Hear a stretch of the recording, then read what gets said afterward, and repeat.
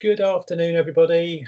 Just going to let the room calm down while people get through, and we'll start in a few seconds, if that's okay.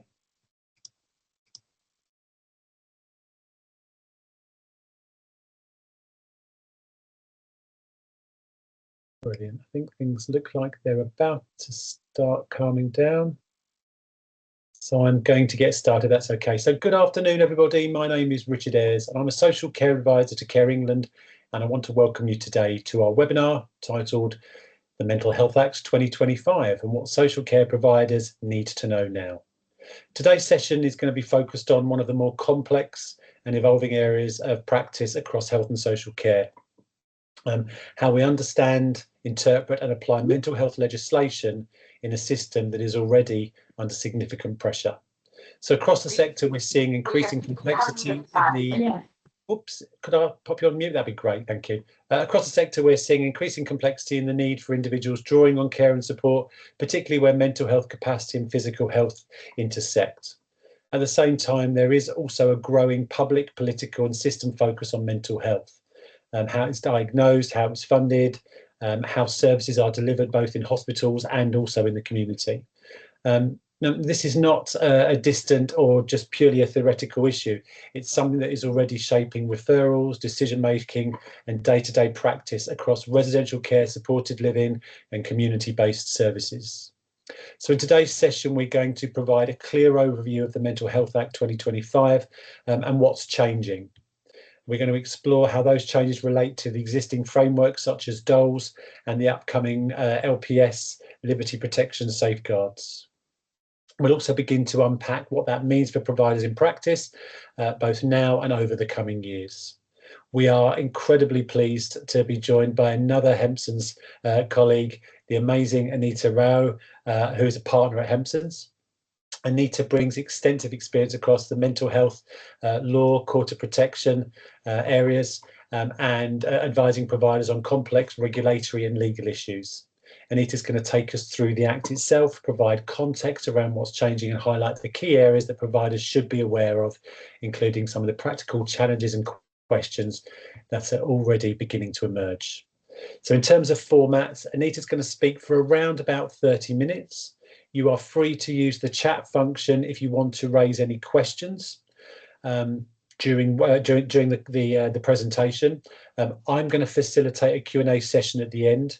But if you would prefer to ask questions anonymously, please do email me directly and I will raise those questions on your behalf, and I'll drop my email address into the chat very soon. I will ask you to keep yourselves muted during the session.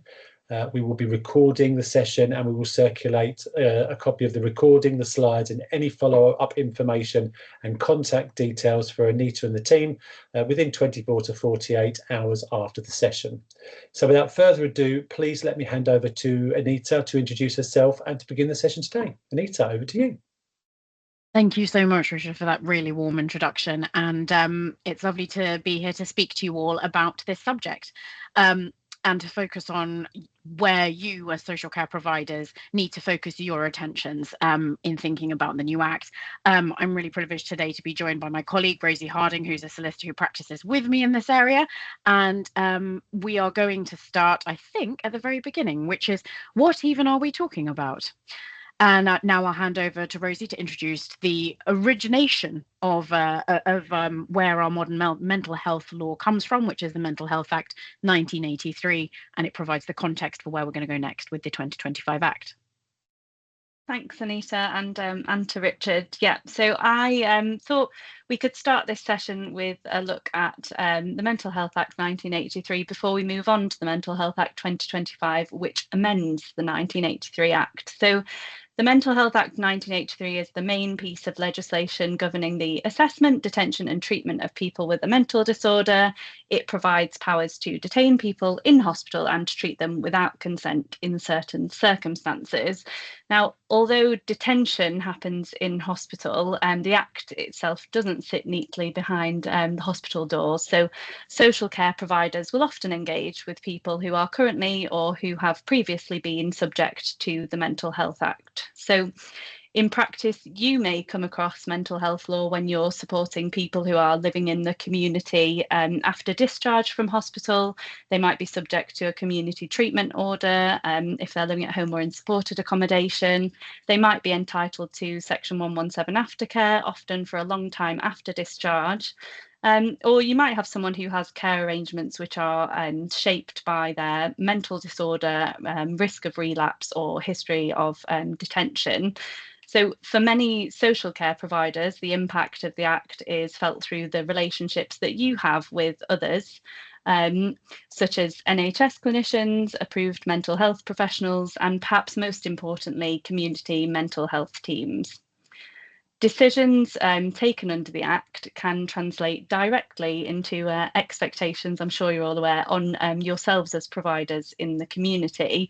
So even if you're not detaining people yourselves, and I suspect that most of you will not be, the Mental Health Act will play a significant role in shaping care, funding responsibilities, risk management, and even information sharing in social care. So it's because of this that we thought it would be helpful perhaps to go through some of the key sort of terminology, roles and responsibilities in respect of the Mental Health Act, particularly in recognition of the fact that much of the language that's used can be quite technical. So I've put up on the slide there a few of the key sort of terms that you might come across in respect of the Mental Health Act, starting with different types of admission. So you'll often hear people described as either formal or informal patients. Formal, of course, means they're detained or sectioned under the Mental Health Act, and informal, sometimes called voluntary, means that they are in hospital by agreement, and those people are generally free to leave. As to the common sections under the Mental Health Act, you might come across the two sections you'll most likely hear about are sections 2 and 3. So section 2 allows for detention for assessment up to 28 days, and that cannot be renewed. Section 3 allows for detention for treatment, and at the moment that's for up to 6 months, and it can be renewed. Now, if you ever hear reference to a section number in the 30s, for example, section 37, that usually means that the person has entered the mental health system through the criminal justice route. So it's a diversion from criminal proceedings rather than purely a health-led admission. Section 136, the police power, allows police to take people to a place of safety, i.e. a hospital, if they're acutely unwell. Section 17 is a leave of absence from hospital. So this is often how people might start their transition back into the community. For example, a trial period at home or in a supported accommodation that you might be delivering whilst they're still technically detained. Section 117, I'm sure you come across regularly, particularly important for social care providers. That creates a joint duty on the NHS and local authorities to arrange and fund aftercare for certain people when they leave hospital. You might also come across community treatment orders or CTOs, which are another area where providers can sometimes get caught out.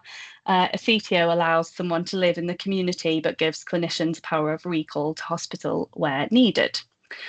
So you don't need to memorise any of these section numbers, you'll be glad to know, but having an awareness of commonly used provisions under the Mental Health Act is helpful.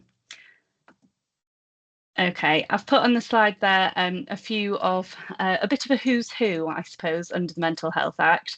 I won't go through all of them. Most importantly, the responsible clinician, or the RC, is the person with overall responsibility for a detained patient's care and treatment under the Act. They're the ones that make the key decisions on things like detention, discharge, leave, and where relevant, community treatment orders. If a person is subject to a community treatment order, you might hear reference to the community RC. That's simply the clinician who holds responsibility once the person is living in the community rather than in hospital. We've got approved clinicians, which are professionals approved under the Act to carry out certain functions. Approved mental health professionals, or AMPs, which are most often social workers. They're the independent decision makers in terms of detention. They play a key role in balancing health input with social circumstances. And then we've also got Section 12 doctors, second opinion appointed doctors, and hospital managers, which are all intended to act as a safeguard to patients, but which you're likely to come across a little less, I suppose. Finally, there's the Mental Health Tribunal, which is usually made up of a judge, a medical member and a lay member, and the tribunal provides independent oversight of detention and makes decisions about whether or not it should continue.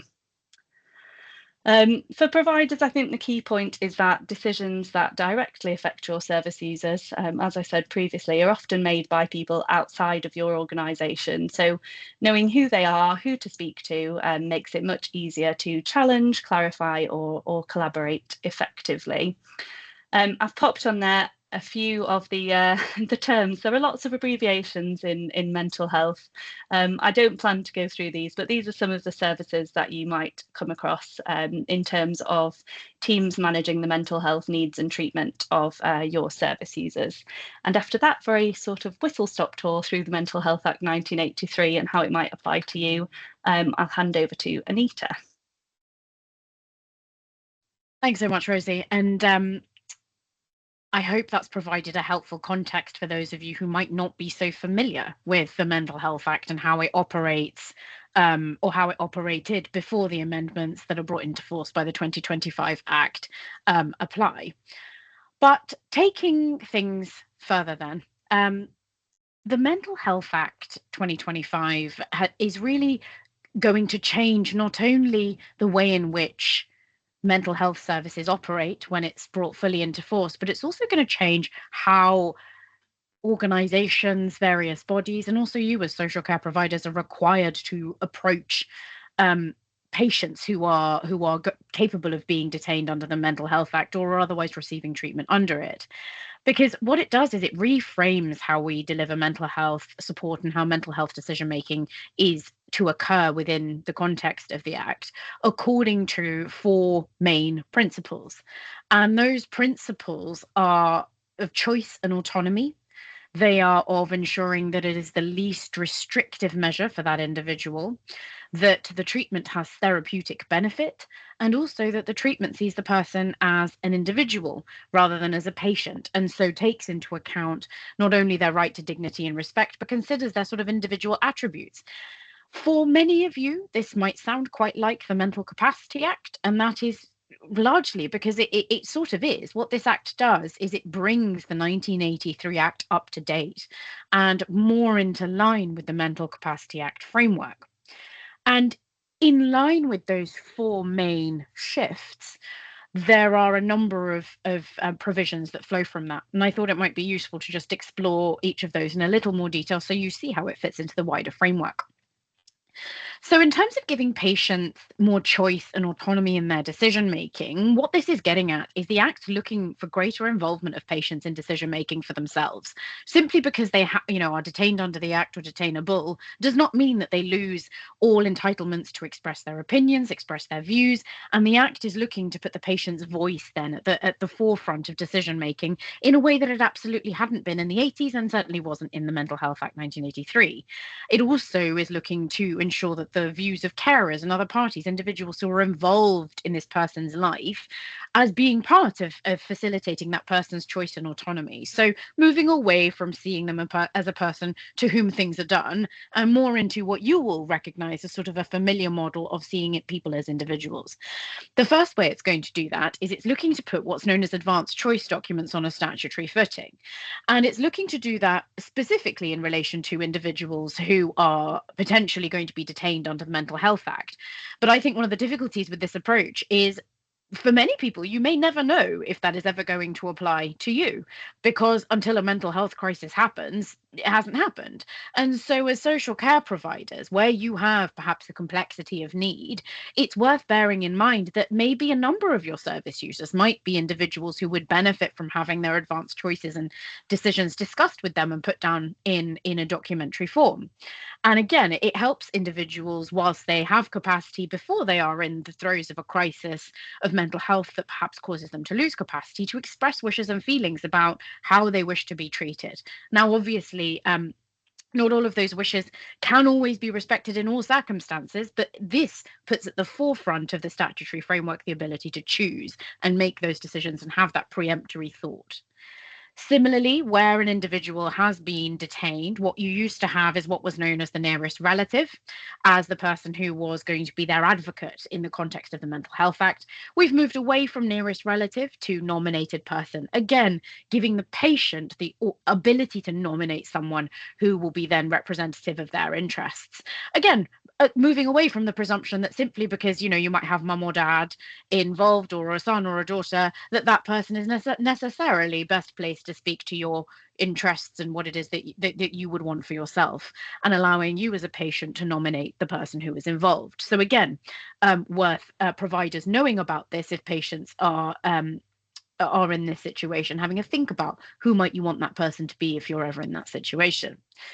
Similarly, the Act empowers patients through the more routine appointment of independent mental health advocates.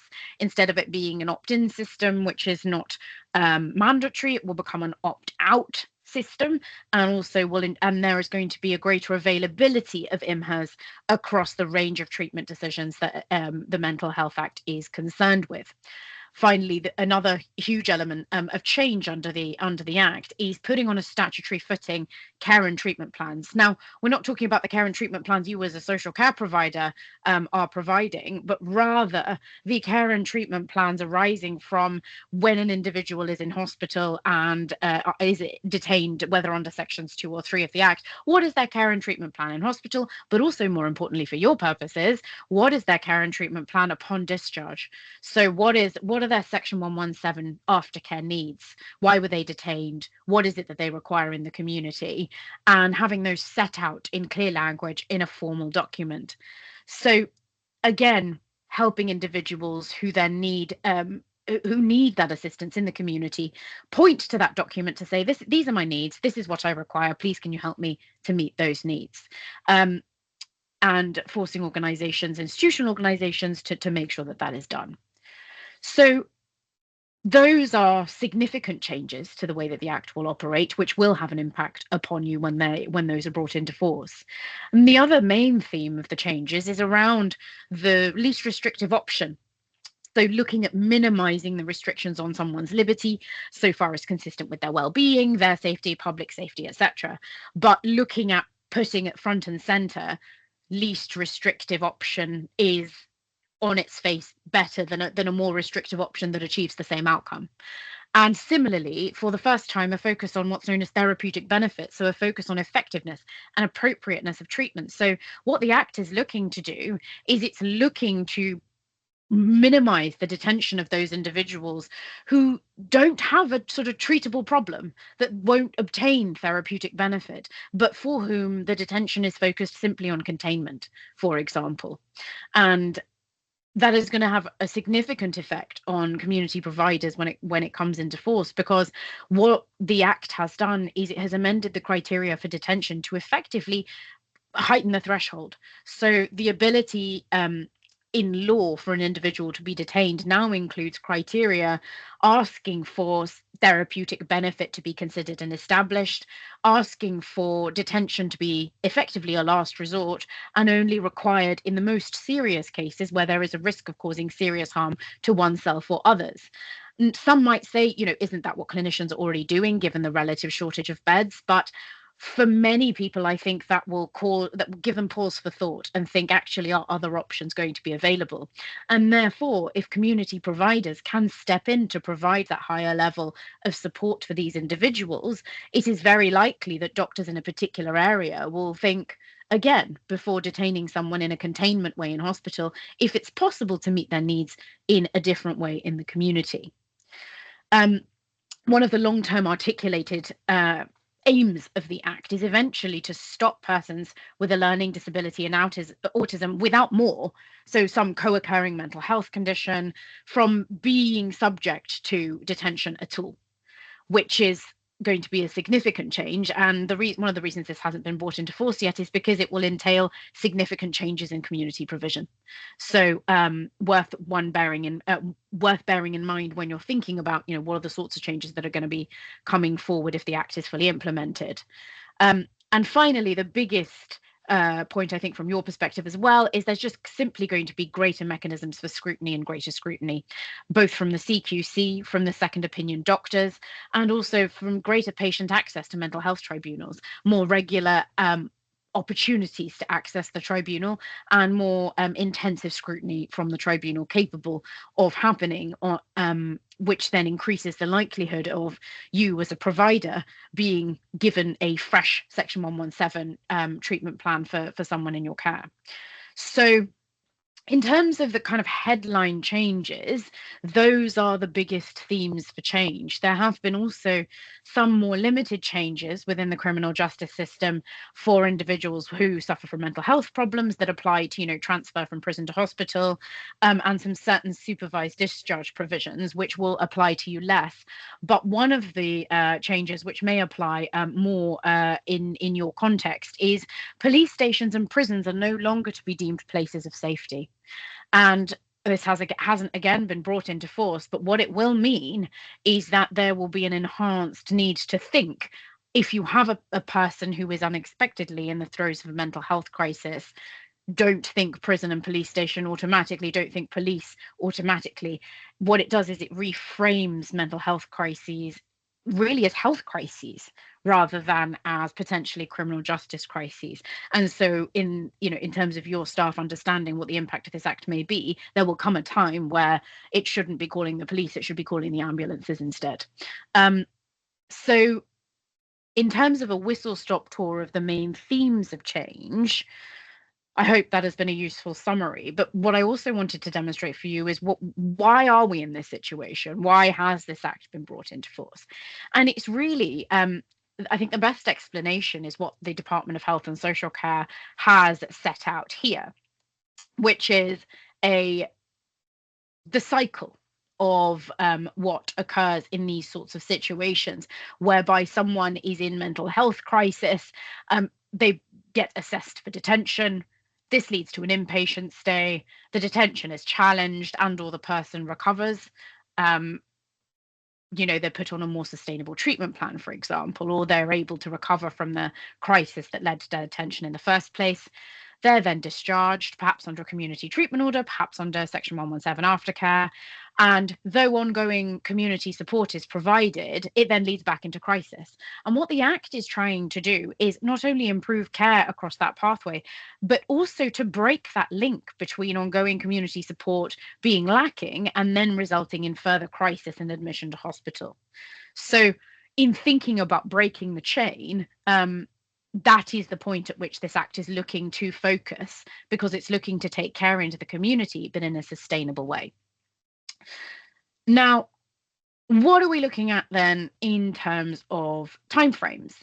The best we have, and this is sort of recent information from the DHSC as of I believe early April, is that their intention was to enact the first reforms, which one of which I will come to in a moment, which includes provisions in relation to supervised discharge, which won't apply to you. It applies to individuals under a CTO discharged to the community under those arrangements.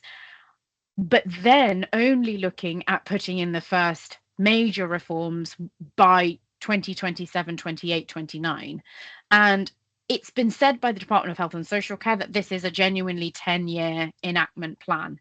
So there are many aspects of this that we will have to simply keep an eye on. And what the DHSC have said is that their focus will be on what they call no-cost provisions. Now, many of you will perhaps very reasonably say, what is a no-cost provision in this sector?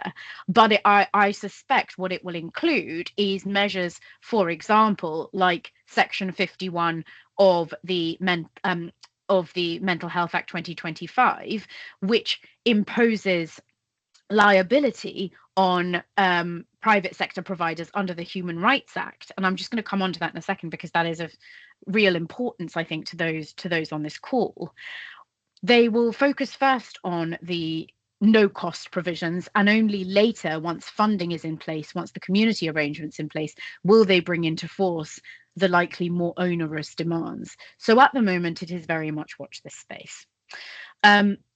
And accompanying this is, as we've referenced there, there's been a consultation on the scope of Section 135 and 136 promised as well, which is essentially the powers to the police and other social care, healthcare professionals to gain entry when someone is in the throes of a crisis. For you as providers, this is less likely to be relevant, but it may well be. And so I wanted to flag this just in case you have lived experience through the service users that you are working with of the Section 135, 136 emergency entry powers not being suitable. If you have found that, then please do input into that consultation when it starts, because it'd be really important to hear the views of those on the ground as to how those arrangements are working. Certainly from our perspective, what we have found is they don't always work in the way that's intended to safeguard the most vulnerable people in the throes of a mental health crisis. Coming back then to the point that I touched on a moment ago, which is Section 51. Now, many of you will be aware of the Human Rights Act that came into force in 1998. And what it does is it brings into UK law the articles of the European Convention of Human Rights. And the Human Rights Act, one of the biggest features of it was that it applied to public bodies. And for many years, the question has been, okay, but what happens when a private body is exercising the powers of a public body? And that has slowly meant that through case law and now through the Act, the Human Rights Act has encroached into the actions of private providers. And what the Section 51 of the 2025 Act does, which has already been brought into force, so it already applies to you as of today, is that it has extended the remit of the Human Rights Act to private sector care providers in certain circumstances.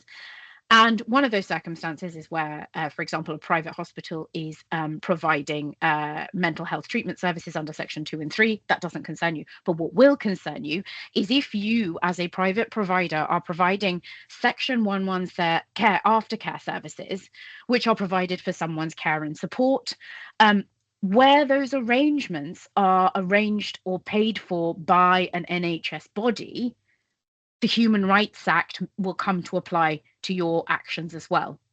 And this was in response to a particular case where some of you will have heard of it, called Samet, where a civil claim for damages was brought under the Human Rights Act following the death of Mr. Samet in a nursing home that was operated by a private provider. Now, that placement was jointly funded by the local authority, then a clinical commissioning group, now an ICB, and NHS England under Section 117. And the law at that stage meant that the provider was not acting as a public authority, but carrying out a business for profit. And because they weren't exercising any relevant statutory power, because Section 117 responsibility lies with the commissioners, the local authority and the ICB, the claim was struck out. This amendment to the Mental Health Act expressly reverses that decision. So in theory, if Mr. Samet's case was brought again as against a nursing home operated by a private provider, that claim would be capable of being brought for damages under the Human Rights Act.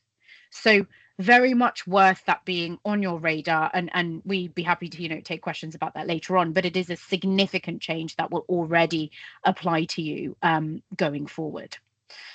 So moving then to the impact on you as social care providers.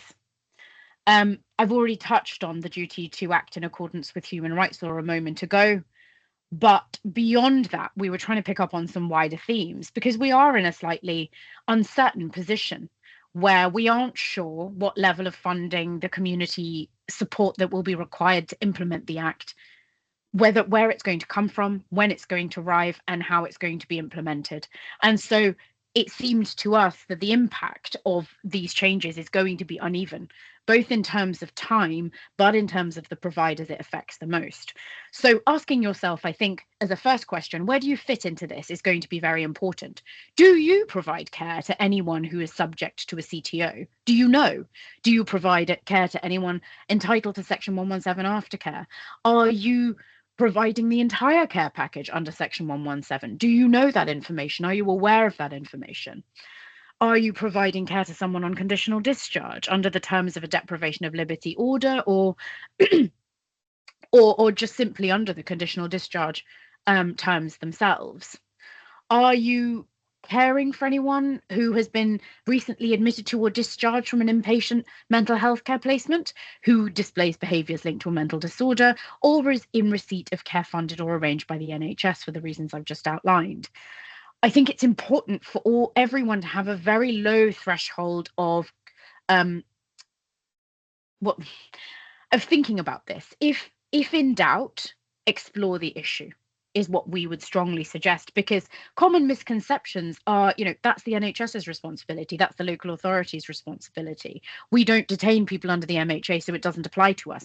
But as you will have seen from Mr. Sammett's example, it may well apply to you if you are providing services to individuals who are potentially covered by any one of these categories, if not all of them, because the Act will bring you squarely into focus in terms of the way in which it's looking to implement these changes. And if you don't know of your patient cohort who this might apply to, then you're not in a strong position to work out what to do next. I'm going to hand over to Rosie to just explore then some of the wider themes in that context. Thanks, Anita. Okay, so first, there might be a greater complexity of need in the community. As Anita mentioned, one of the core aims of the reforms is to reduce the use of detention in hospital. The test for detention is going to be tightened with a stronger emphasis on serious harm, therapeutic benefit, and whether the treatment really cannot be delivered without detention. So on paper, at least, that should raise the threshold for a hospital admission. And whilst some might argue that this is already the test applied in practice, the Act makes the need for example, the potential for serious harm much more explicit. So that might mean that people who would previously have been detained will need to be supported in the community, and it could include people who have complex and fluctuating mental health needs, or people who have multiple overlapping needs. For social care providers, this means a greater expectation on your frontline staff to recognise deterioration or changes in presentation and emerging risks, and to know when and how to escalate those concerns appropriately. So it's not about turning care staff into clinicians, but it is about being able to recognise people who may need additional support, and also the fact that people who may, and I emphasise the word may, have more complex and higher risk needs than providers have historically been used to supporting in the community. Second, going hand in hand with that first point, is the fact that providers are likely to, as a result, need to have stronger relationships with NHS mental health services, and in particular the community teams. So if more people are being supported in the community who might previously have been detained, there will inevitably be more involvement from community mental health teams, greater expectations, as Anita mentioned, in terms of scrutiny, shared oversight of care, and more reliance on collaboration. Also, those people who are on CTOs will have the statutory care and treatment plans Anita mentioned. And for providers, you need to ensure that you know who has those plans in place, and ensure you have access to them where it's appropriate, and also to make sure that your own care plans align with what is set out in those documents. Or if you feel that it can't align, i.e. you dispute, for example, some part of that care and treatment plan, then you're able to have conversations with the team responsible for the statutory care and treatment plan. I think I'm going back to Anita now. Thanks so much, Rosie. And so I think then the other two themes are reflecting what we've already discussed, which is there is an increased focus on patient empowerment, and not simply through advanced choice documents, but those are a very good example.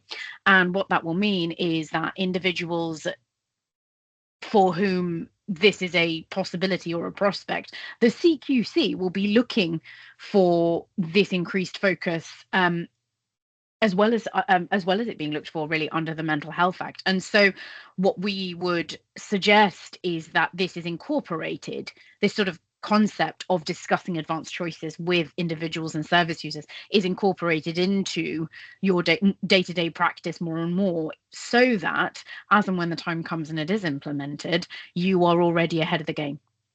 And the last point we just wanted to focus on is that there is likely to be increased CQC scrutiny, not simply because of the Mental Health Act reforms themselves, but also because providers are likely to be required to evidence knowledge and a coherence between the work they are doing and the work that's being done by community or private providers on the Mental Health Act side, so that they can show good joined up working. And I was looking at the new draft CQC rating characteristics, and we've identified no fewer than 4 or 5 places where this is an express goal, specifically, for example, with safe systems, ensuring that care journeys are proactively planned and coordinated across services, that multidisciplinary teams are working cohesively across boundaries with shared accountability. That's a rating characteristic for outstanding for the CQC. Similarly, if you look at assessing needs, person-centered care, care provision, integration and continuity, similarly, there are equivalent rating characteristics for outstanding, all of which talk about multidisciplinary working. And it's very clear, even in the equitable based care and equitable outcomes category, at an absolute minimum, even for a good rating, staff and leaders are required to understand the current legislation, standards and good practice relevant to their service. So I think one of the most important things that, and we aren't just saying this in this context, we've been saying it to our mental health colleagues in the NHS as well, is that emphasis on joined up working. It's that because CQC scrutiny is going to come from both sides. And even under the new approach, it's very clear that having that holistic joined up approach is going to be absolutely central to getting those outstanding characteristics. So in terms of increased scrutiny, that greater focus on alignment between what is happening on the statutory care and treatment plan by the mental health services and what's happening locally, knowledge of what's happening locally, of what the various organisations that are treating this individual are saying, is going to be absolutely essential. So I think then we're moving to what you can do to prepare. And Rosie, I think we've accidentally covered quite a lot of this stuff in the rest of our talk. So perhaps we'll whistle through this and then come to deprivation of liberty. Yeah, of course. I think the first question to ask yourselves is, what kind of provider are we? You know, the impact of these reforms isn't going to be felt evenly. So some services, particularly those supporting people with complex mental health needs, learning disability or autism, may be more affected than others. I think it's worth mapping out your own service to identify the areas where you're most likely to be affected. And I think we have a checklist that ticks off quite a few of these points coming up in a couple of slides' time. So I've set out there just to round off. We'd recommend considering the impact of the Mental Health Act 2025 at a senior leadership level, so you can demonstrate organisational ownership. So even if you have a service which is unlikely to be majorly affected by these changes, documenting that you've assessed the impact is a bit of a quick win to demonstrate effective governance. And if you do have a service that's more likely to be affected, then you can start to plan the changes you think are required. Knowing which service users are on CTOs receiving Section 117 aftercare or on any form of conditional discharge will be really important, and thinking about how you align the care that you need to deliver in line with those plans. Reviewing how you record information relating to a service user's mental health is important to ensure it's kind of at the forefront, so that your staff can recognise any signs of relapse, for example, or deterioration, and you could alert the community mental health team as needed. And then also planning any staff training where you think it might be required. As I said earlier, it's not an expectation that care staff will become clinicians, but having a broad awareness of the sort of remit of the Mental Health Act and recognising those signs of deterioration to enable you to build the links with local CMHTs and share information with them to the benefit of your service users will be really important. Great, and thank you so much, Rosie. I think just we've said one last thing, but it covers 3 slides, so I hope you'll forgive us. But essentially what we wanted to cover was a really thorny subject around the overlap between the Mental Capacity Act and the Mental Health Act as it's now been amended by the 2025 Act. Now, we just wanted to clarify, I think, a few points, just because we know that this is, as I say, a very thorny and complex subject. And the first is that the Mental Health Act does not routinely cover care and treatment in the community. So for a given service user, you are still operating under the terms of the Mental Capacity Act in terms of either obtaining their consent to a particular care or treatment being delivered in the usual way, if they have capacity to make decisions about that particular aspect of their care and treatment, or if they don't, then you are looking at best interest decisions being taken in consultation with individuals who have an interest in that person's welfare. So it really is, it's a limited category of patients, but where you do have patients who are subject to the Mental Health Act because they have previously been detained under Section 3, have now been discharged, it's really important that you do know where that is the case. Because there can be situations where there are conditions imposed, for example, by the tribunal or by the terms of conditional discharge by the treating team, which you need to ensure are complied with on a day-to-day basis when you are working with that individual in the community. And it's absolutely essential that everyone is speaking the same terms. Essentially, if that person is subject to conditions, you need to know. You don't want your team to be put in the position where you're breaching conditions by accident. And if there are unworkable conditions for whatever reason, and certainly I know Rosie and I have seen that quite a more often perhaps than you may think, then it's really important that they have that feedback loop to you to ensure that they understand what aspects of that are not workable and ensure that it is then resolved. Now, similarly, the other aspect of that is there will be certain conditions which are too onerous for a conditional discharge or a CTO, and it is again very important that where you, for example, feel as though you're noticing a service user's condition deteriorate such that you're imposing a greater level of restriction on them, that you speak with the mental health team, because it may be that either the conditions need to be changed or you need to be thinking about an application for deprivation of liberty in the event the person lacks capacity, and that would be need to be made to the Court of Protection. But the mental health team won't know that as a matter of course, and so it's really important to make sure you raise it with them if that is going to be the case. Now, that is one of the key points in terms of the interaction, the other of which is the deprivation of liberty aspect, which I've just touched on a moment ago. Again, generally, the Mental Health Act isn't capable of imposing a deprivation of liberty, of particularly where it's quite intense in the community.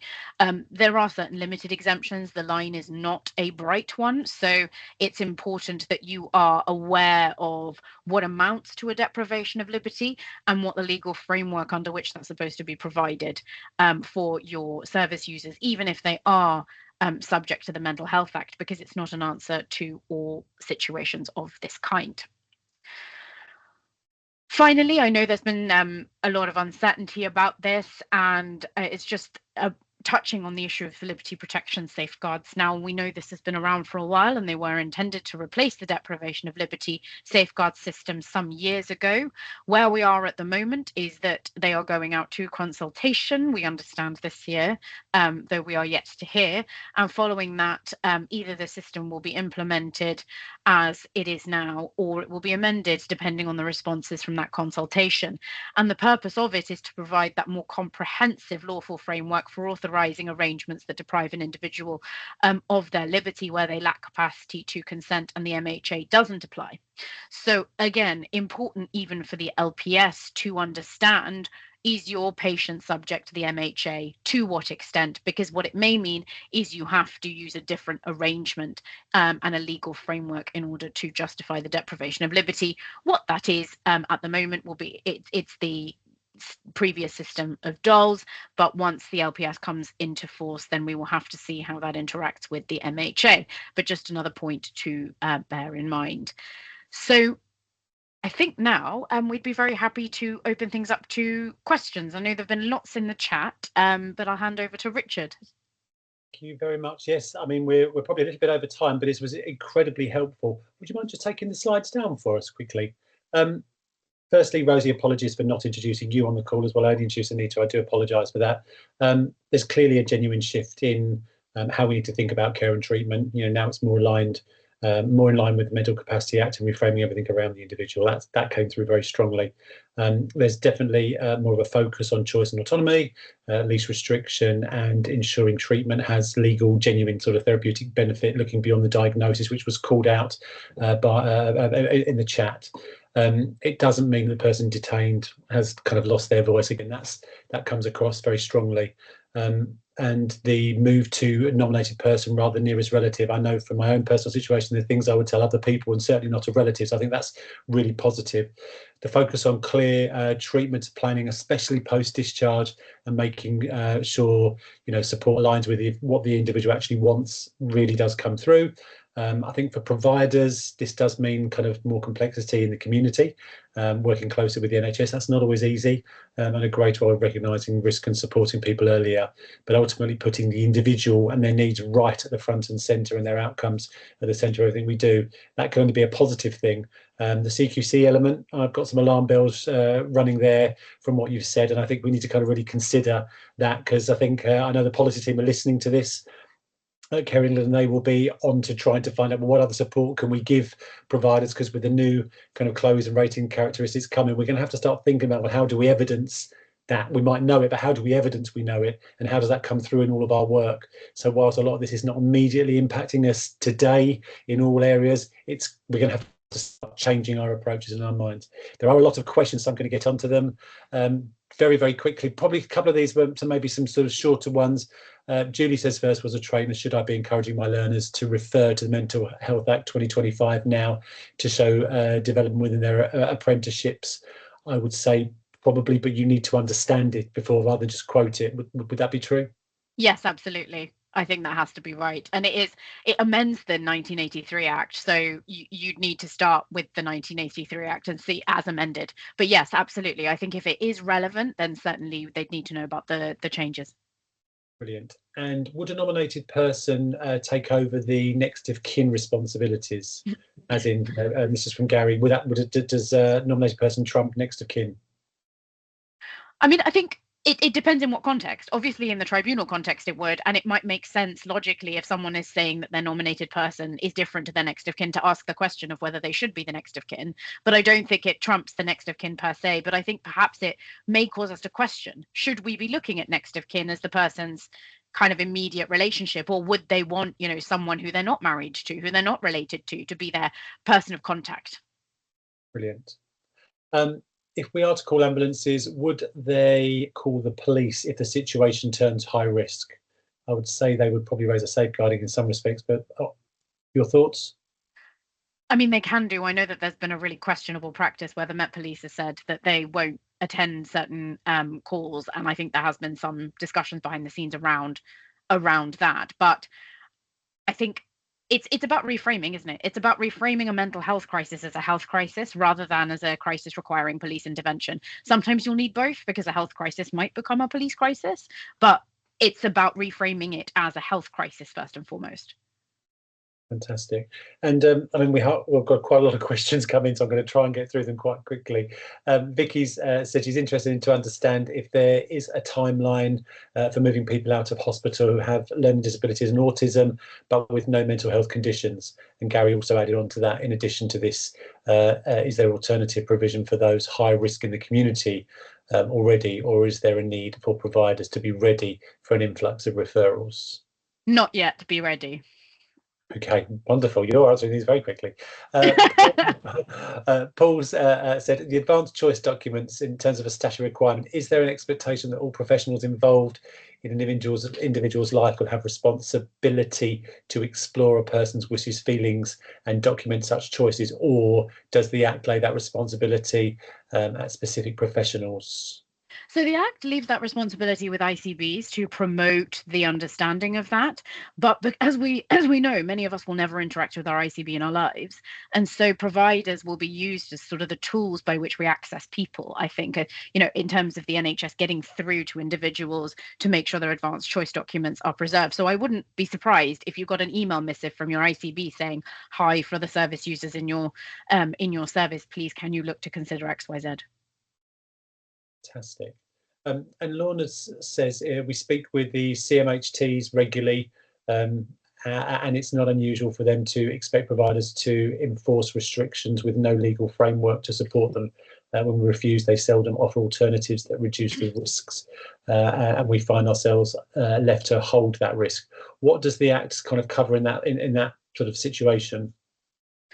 I mean, I don't think that, sadly, I don't think the Act does envisage that, because that's not how it's supposed to work. What's supposed to happen is either you have an MHA legal framework answer, or you have an MCA legal framework answer, or the person is in agreement with the arrangements. Those are the only three lawful arrangements. I'd say if you're in that situation and you're really concerned about it, escalate. And I think there's no harm calling, directors who can escalate, and certainly we've dealt with that situation, and if we need to take it to court, we'll take it to court, but often we are able to prompt resolution in the local network that isn't otherwise available when you're doing it organisation to organisation. I think a lot of it's going to come from lack of understanding and knowledge of the requirements, isn't it, rather than an intent. Yeah. Louisa said, as an acute hospital who already sees patients with a 7-day with 7 days loss and EDs. Sorry, I'm afraid I don't know all of the terms. I'm worried about the revision and redirection to community support when there's no improvement in already stretched teams. Will this affect how informal patients are offered admission? So 7 days is that length of stay in EDs? Length of stay, yes. Just clarified. Sorry.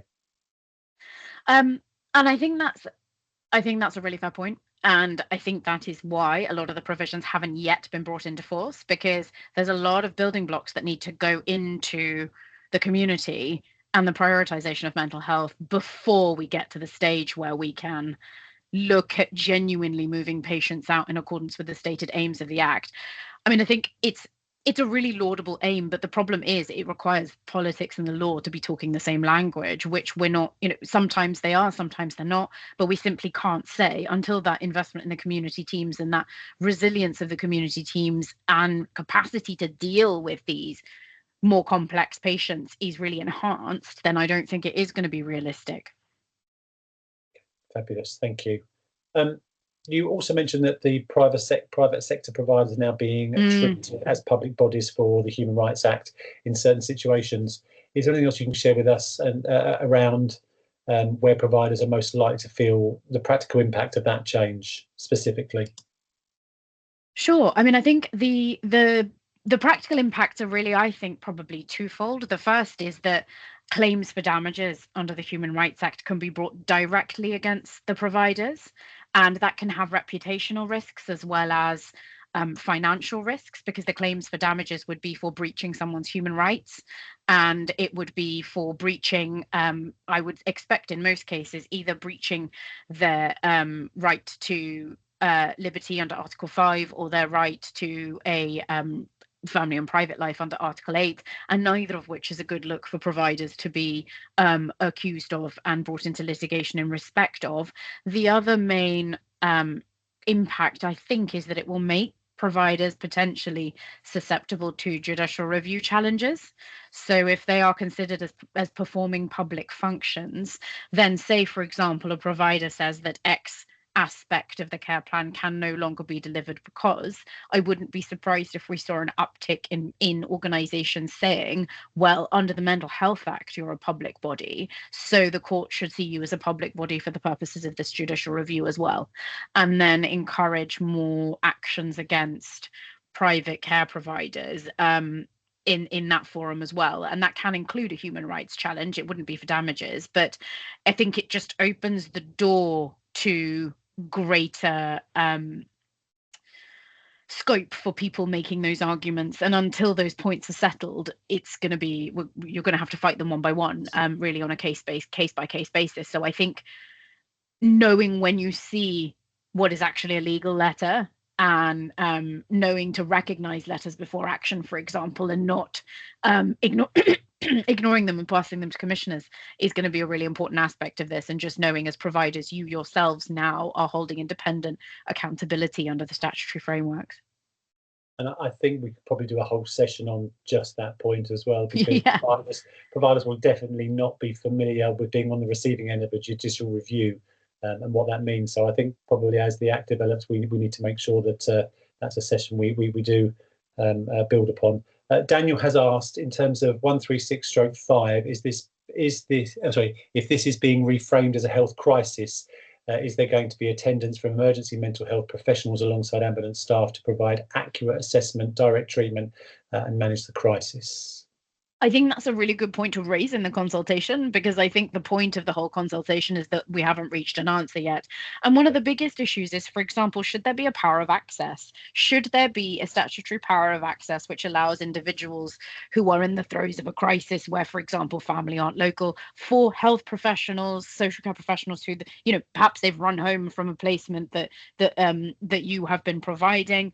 Is there a need for a statutory right to entitle access in those situations, short of police, for example? And so I think if this is what you think would be helpful, absolutely you should put that in there, because I think all we can do is feed back into the system. Because the other point that I should have mentioned is a code of practice is going to follow later this year, and it's being drafted at the moment by the Department of Health and Social Care.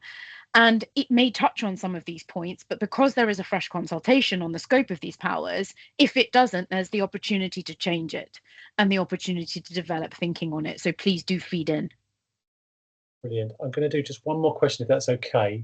Sure. What should an effective escalation process look like when frontline staff identify deterioration or increased risk linked to mental disorder? Where do providers most often hesitate or delay, and why?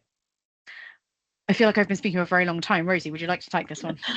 Yeah, that's absolutely fine. So I think in terms of looking for signs of deterioration and how you escalate, it's about having an effective plan and process in place. So think about your internal threshold. So for a particular service user, what would count as a deterioration and what might trigger escalation versus monitoring, and ensuring that you have those sort of named routes in place. So different service users will have different professionals involved in their care. So they might have the community mental health team, they might need the services of the crisis team.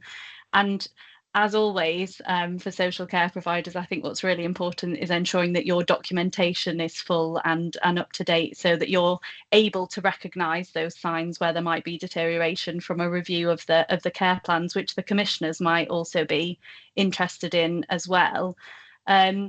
In terms of where providers typically hesitate or delay, I think there's often there can be uncertainty about whether a risk is high enough, or a fear of over-referring and getting it wrong. But as I think Anita mentioned earlier, you're far better erring on the side of caution. If you have concerns that someone might be about to enter a mental health crisis or their mental health is declining, it's better to refer and then have that referral declined, or be told that actually everything is all right, than to not refer and then perhaps regret it later.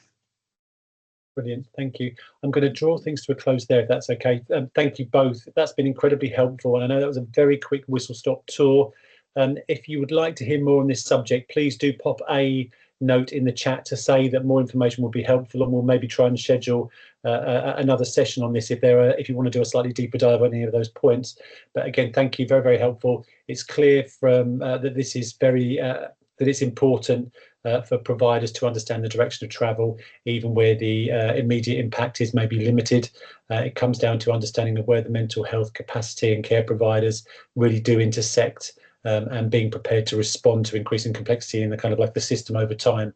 Now, as mentioned, we will share the recording, the slides, within the next 48 hours, along with some contact details for our team at Hempsons, who are fantastic at supporting care providers.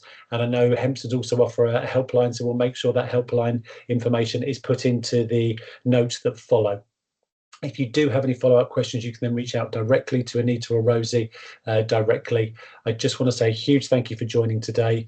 Thank you for the very positive feedback in the chat. And if you would like more of these, please do get in contact to let us know. And we look forward to seeing you on the next session very soon. Thank you very much for everyone who joined. Anita and Rosie, if you want to just stay on for a second, that would be great. Thank you all. Thanks, everyone. Thanks.